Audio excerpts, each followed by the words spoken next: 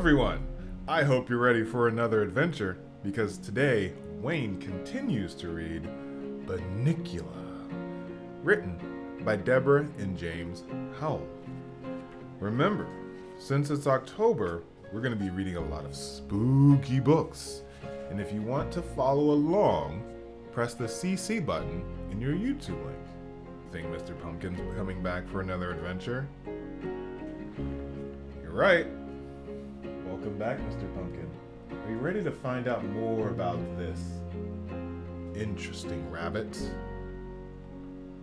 Good, because I am too. Let's jump in. Chapter 4. The cat prepares. I almost didn't make it to my meeting with Chester that night. Toby had a feast in his room. It was Friday night, and on Friday night, Toby gets to stay up and read as late as he wants too. So of course, he needs lots of food to keep up his strength. Good food like cheese crackers, chocolate cupcakes, my favorite, the kind with cream in the middle. Pretzels and peanut butter sandwiches. The last I cannot abide because my mouth gets stuck. Chocolate cupcakes with cream in the center, however, are another story. This particular evening, I stationed myself on Toby's stomach. Usually, I have more subtle, but having missed out on the bacon at breakfast, I was not about to take any chances on the chocolate cupcakes with cream in the center. Toby knew what I was after, but sometimes he thinks he's funny and he plays little games with me. Hi, Harold. I bet you'd like a peanut butter sandwich, wouldn't you? Here, have this one that's left over from yesterday, while I eat this boring old chocolate cupcake, which is nice and fresh and has cream in the middle. Okay, Harold? Ha ha ha, my sides are splitting. What's the matter? Don't you want the peanut butter sandwich? All right, I'll put it away for another night. Oh, here's something you might like. A green sour ball from Dad's candy dish that was stuck to my sock. Would you like that, huh, old pal? Oh boy, the kid is really hot tonight. No, huh? Well, I'd give you one of my cupcakes, but I know how much you hate chocolate. Would a little drooling on your stomach help convince you otherwise? Oh, you like chocolate? Okay then, you can have both of them. One thing I've got to say about Toby, although he's got a rotten sense of humor, he's a nice kid. Naturally, I'd eaten both cupcakes, which took approximately 4 seconds. I felt obliged to hang around and let Toby know I was grateful. What better way than to share a few of his cheese crackers? Well, Harold, Toby said sometime later, we've had quite a party, but I've got to go to sleep. I can't keep my eyes open. I'll have to wait until tomorrow to find out what happens in the next chapter. This is a good book, Harold. It's called Treasure Island, and it's by a man named Robert Louis Stevenson. It's kind of a hard reading, though. You have to keep looking up big words in the dictionary, so it's taking me a long time to get through it. I've always had trouble with words myself. Half the time, they don't mean what I think they're going to, and even when they do find out what they mean, I forget the next day anyway. You might say that I'm smart, but I'm just not the scholarly type. But it's a really good story, Toby continued. It's all about pirates and a little boy, just like me. No dogs? And a parrot, Harold. A parrot? What's a parrot? Is there anything about chocolate cake? That's my idea of treasure. Well, good night, Harold. If you're going to go to sleep, you'll have to get off my stomach because it's a little full right now. Good night, Toby. I curled up at the foot of his bed, but I couldn't sleep trying to figure out what a parrot was. I thought it might be a lady pirate, since the words sounded something alike. But then again, I thought it might be an umbrella. Chester would know, I thought, so I went downstairs to ask him. Well, you certainly took your time, Chester snapped as I sauntered casually into the room. I finished my book half an hour ago. Where were you? It so happens I was discussing the works of literature with Toby. Since when is a Twinkies wrapper considered a great work of literature? I decided to ignore that. Unfortunately, several chocolate crumbs fell from my mouth to the floor at precisely that moment. As a matter of fact, I said, trying valiantly to regain my dignity, we were talking about Treasure Island. Ever heard of it? Ever heard of it? He sneered. I read that when I was a kid. Oh, then tell me, Chester, what is a parrot? Chester looked at me scornfully.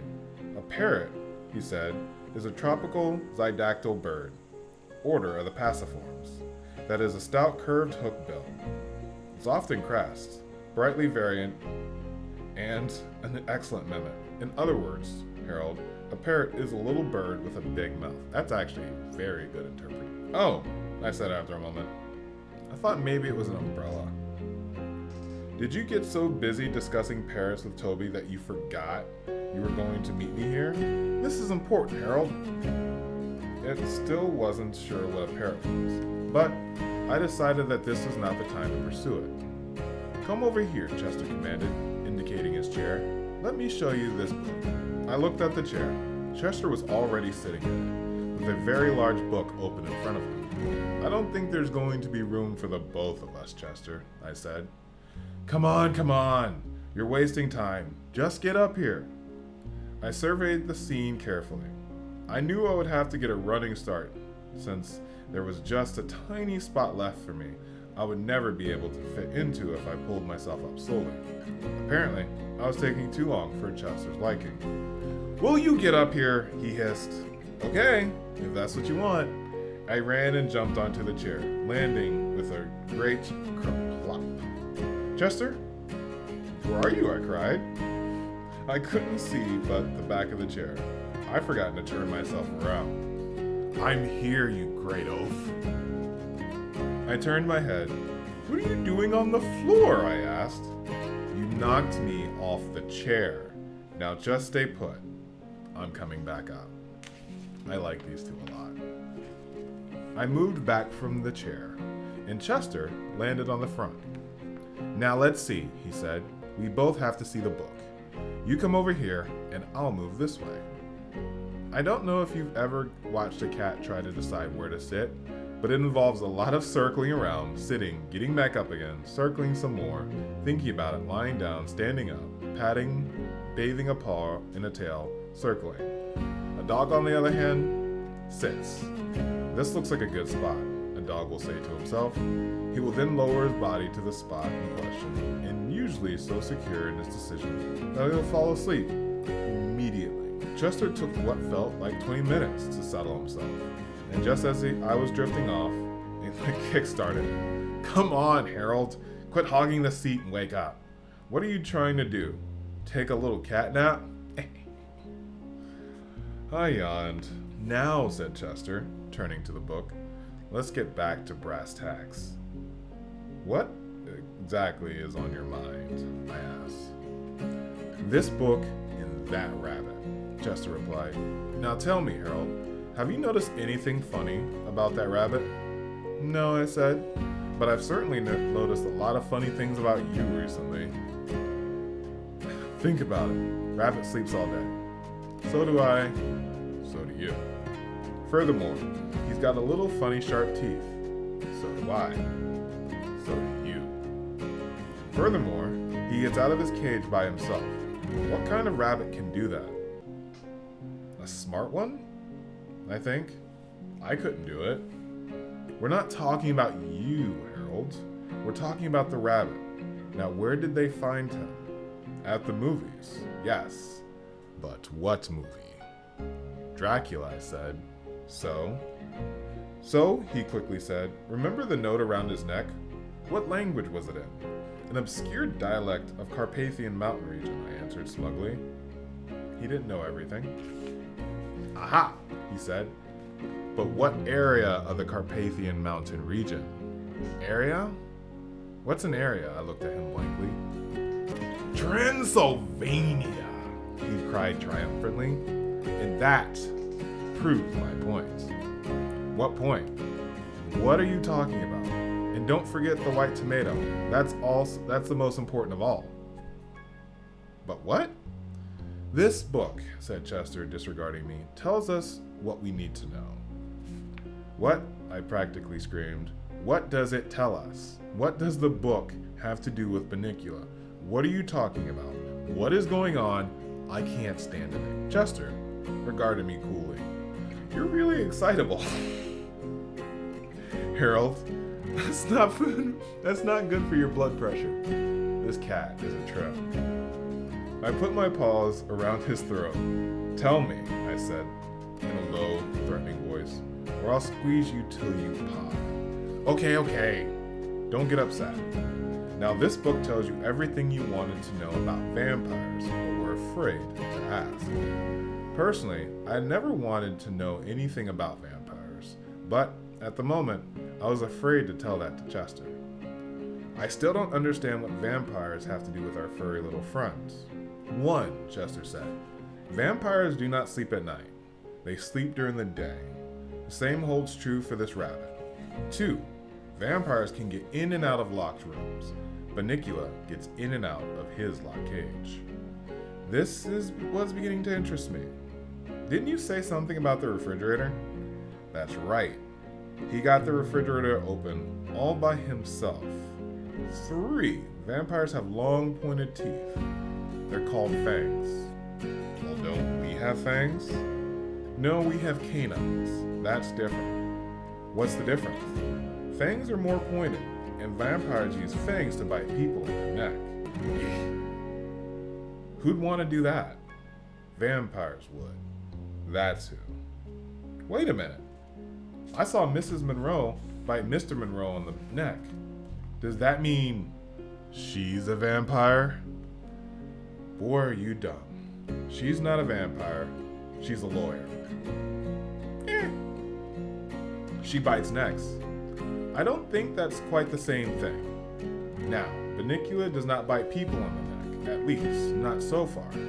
But he does bite vegetables. On the neck, he asked? Vegetables don't have necks, Harold. Vegetables are like that. It's like dogs. Dogs don't have brains. Dogs are like that. Oh yeah, I said. Of course he bites vegetables. All rabbits bite vegetables.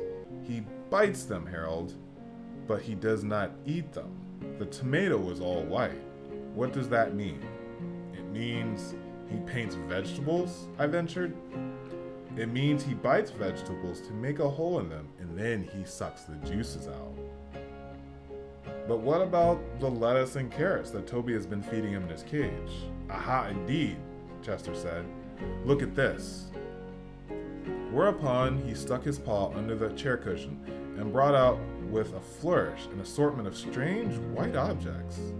Some of them looked like unicorn handkerchiefs, and the others didn't look like anything I'd seen before. What are they? I asked. Chester smiled. Lettuce and carrots, he said. White lettuce and carrots. I found them hidden behind his cage. I was aghast. What did it all mean? Could Chester be right? Could this harmless-looking little ball of fluff really be a vampire? Just then, Chester let out a yelp. Look! The cage is empty again. Oh, we're fools, we're fools. We've let him get out of our sight. It's your fault. My fault? You're the one who took 20 minutes to sit down. Well, if you hadn't knocked me in the first place... Wait a minute. Why are we arguing? Let's find Bunnicula. Just then, we heard a click in the kitchen. Refrigerator, I whispered. Chester nodded. He jumped down and moved cautiously to the kitchen door. Shh, he warned unnecessarily as we crept along. Don't make any noise. We don't want him to hear us coming. Obviously, I retorted. The light went out under the door. He must have closed the refrigerator, Chester said. Easy now. We pushed the door open. The kitchen was dark. There wasn't a sound. Psst, Chester. What? I can't see.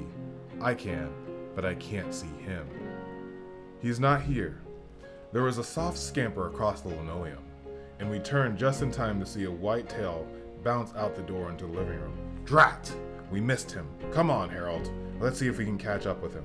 Chester started towards the door. Wait, Chester. What's that on the floor by the refrigerator? He turned. This new object interested him more than following Bunnicula. Watch out, I said. I'll take care of this. He slunk across the floor slowly, muscles taut, eyes alert.